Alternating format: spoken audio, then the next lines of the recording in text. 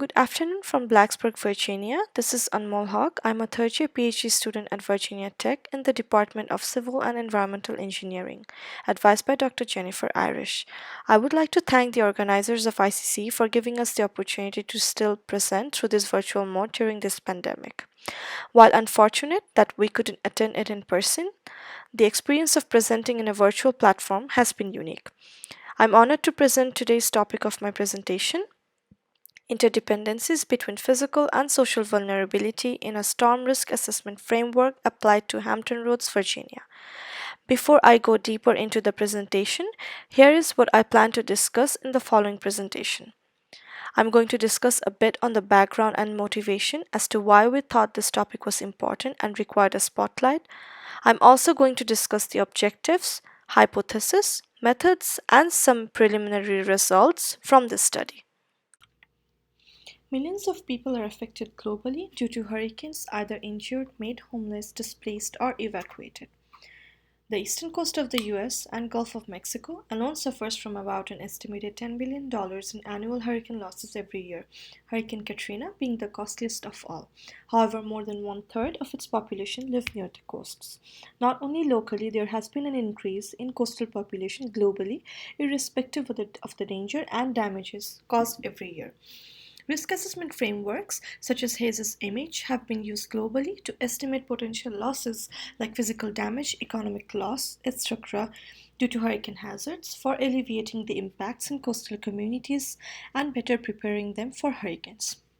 But there is also a critical need to study combined impacts of social characteristics and the built-in environment for a more targeted approach and identifying the factors contributing towards more risk. These interdependencies are often not considered in most risk assessment frameworks like HAZUS-MH. Based on our motivation and background work, our objectives were to develop a conceptual multi-risk assessment framework that studies both the storm surge and wind hazard for coastal communities and identify the interdependent physical or social variables, and finally determining the significant variables for creating an integrated physical and social vulnerability. Now, presenting the conceptual multi-risk assessment framework, we want to build a probabilistic multi-risk assessment framework which couples the physical and social characteristics associated with both the storm surge and wind hazard. Risk here can be described as a function of hazard and consequences, where hazard is essentially the integrated probability of wind and surge events, and consequences is a function of exposure and vulnerability, with exposure as the identified components at risk and vulnerability as the integrated physical and social vulnerability to be determined. Risk will be evaluated through a Monte Carlo assessment of the framework using a scenario-based approach where the interdependencies between the physical and socio-economic characteristics will be considered. Therefore, we expect to obtain a risk matrix for a continuum of possibilities of storm surge and wind hazards. We want to further simulate the framework for future scenarios like sea level rise and population growth and study and develop trends as shown in the diagram on the right based on the study of interdependencies and hence identify the significant social or physical variables affecting the risk matrix.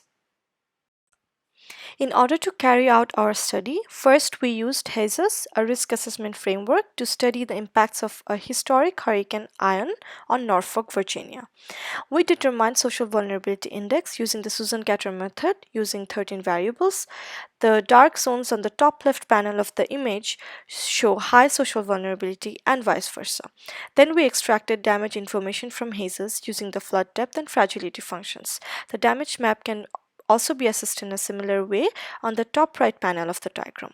Finally, we synthesized the SOVI map with damage map to see how distinct patterns are and how much in details we should consider the social characteristics. As you can see, the patterns are very distinct, with low SOVI low damage to high SOVI low damage. That's why we felt the need of studying some dominant social variables instead of a combined impact of the 13 social variables. Based on our preliminary findings and synthesis, we hypothesized that physical damage is affected by housing occupancy status and social vulnerability by population density. Therefore, existing physical and social characteristics affect post-disaster recovery and make the integrated social and physical vulnerability dynamic in nature that changes with time before and after the storm. Post-disaster recovery as an indicator of a community's vulnerability to disasters is a process perfect for studying the interdependencies between social characteristics and the built environment in our study, and hence integrate them in order to comprehensively and robustly assess the community's risk in response to a storm event. Therefore, I will focus on stages of recovery to determine the interdependencies between social characteristics and built-in environment. Therefore, we decided to build our study on a framework, which I will come to in a minute. In order to do that, we chose 14 jurisdictions within Hampton Roads as our study area. We used the synthetic storm suit developed by the North Atlantic Comprehensive Coastal Study by the U.S. Army Corps of Engineers to determine hazard and the U.S. Census Bureau for social characteristics. The methodology used is guided by the study by Zhang 2012 for Miami-Dade County after Hurricane Andrew. A logit model was used to determine estimated chance of a census block being vacant in response to existing neighborhood and physical characteristics. Left side of the equation is the logit transformation of a census block becoming vacant for 10-year period. D represents time as the binary variable. X represents the existing neighborhood and physical characteristics as shown in the table on the right. Alpha is the aggregate logit hazard when all predictors are 0, and beta represents a shift in logit hazard. We used model coefficients used for this study for our selected study area. HAZUS was used to determine damage for the selected synthetic storms as stated earlier. The plot on the left-hand side shows differential recovery at different damage and income levels for a 10-year period after Hurricane Andrew, based on Zhang 2012 study, with lower income having more chance of vacancy than higher income and higher damage having higher chance of vacancy than lower damage.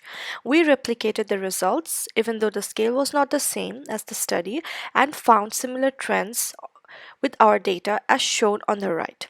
1992 on the left was the year Hurricane Andrew hit, and base year on the right is considered to be the year the synthetic storm hits, with the following years being years to recovery in both plots. We can see from the year the storm hits to the next year, which is 1993 in the left plot, and year 1 on the right plot, we see a sharp peak in the estimated hazard rate, which indicates the chances of an area or a plot or a property being vacant mostly after the hurricane hits. Now, coming to our framework for studying interdependencies as shown. The framework was applied to an idealistic representation of the study area as shown in the figure. Each cell represents a census block idealistically. Therefore, based on median household income available for these census blocks, each cell was assigned initial median household income in 3 different random sets and in 3 clusters to these cells.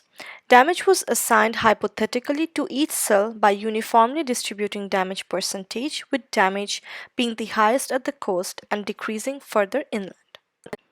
As a preliminary result, we developed contour plots to demonstrate the interdependencies between social characteristics and hurricane damage. The plots show that a higher damage level and lower median household income, the percent chance of a census block being vacant is higher. As you can see, the darker area shows greater chance of person vacancy than lighter colors. We can also see that beyond median incomes of 75,000 USD and percent damage below 100%, there is no significant change of vacancy. We will further express this percent vacancy into changes in housing unit. These results will be further mathematically expressed in terms of changes of housing unit as a function of household income, damage, and time.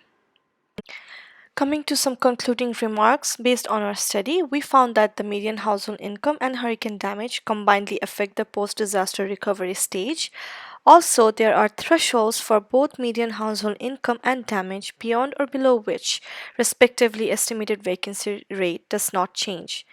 Therefore, this also indicates that potential interdependencies and dominant social physical characteristics exist, and hence gives us a direction in identification of those interdependencies.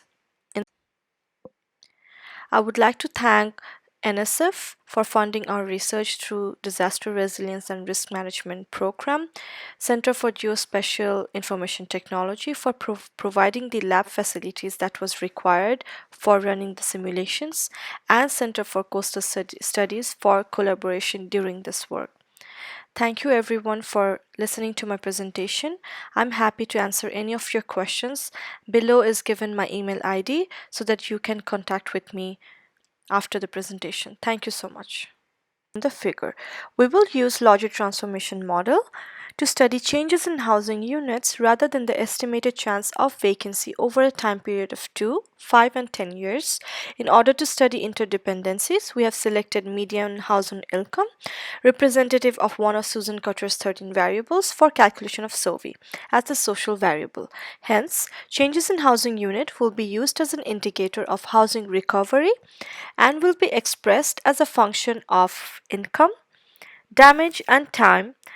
The framework will be simulated for different scenarios of person damage with the same initial built-in environment and different median household incomes.